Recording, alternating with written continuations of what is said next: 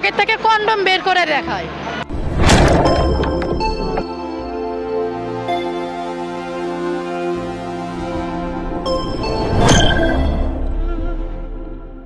আসসালামু আলাইকুম। আমি একজন গার্মেন্টস শ্রমিক। আমি দুশাখা গ্রুপে একজন অপারেটর। আমি ওইখানে চাকরি বেশি দিন হয় নাই, নতুন ছিলাম।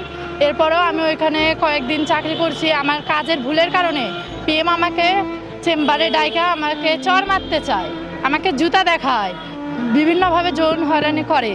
লাইন চিপ আছে, সুপারভাইজার আছে, এরা শরীরে হাত দেয়, কথায় কথায় বডি ফিকায়, শরীরে ফিকায় দেয়। আবার অনেক সময় অনেক রকমভাবে অফার দেয়। এটা কি ঠিক হয় তাদের? আমরা যৌন হয়রানির সম্মুখীন হই।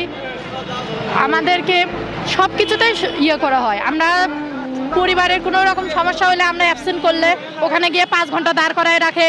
চেম্বারে নিয়ে গিয়ে অঙ্গীকার নামা চায়, বলে তোমরা এখানে লেখো যে নেক্সট টাইম অ্যাবসেন্ট করলে ওনারা যেটা বলবে সেটাই আমাদেরকে মানতে হবে। দ্বিতীয়ত তারা বলে কাজে ভুল হলে, কাজ করলে ভুল হবে, আমরা তো রোবট না যে আমাদের ভুল হবে না। আমরা মানুষ, আমরা কাজ করে, আমাদের ভুল হয়েছে ডাকছে, আমাদের বলে ভুল হয়েছে কেন, আমরা বলছি হ্যাঁ আর হবে না, এরকম কথা বলছি। তিনি আমাদেরকে চর মারতে চায়, জুতা দেখায়, পকেট থেকে বাজে জিনিস বের করে দেখায়, যেটা বলতেও আমাদেরকে লজ্জা লাগে। পকেট থেকে কন্ডম বের করে দেখায়।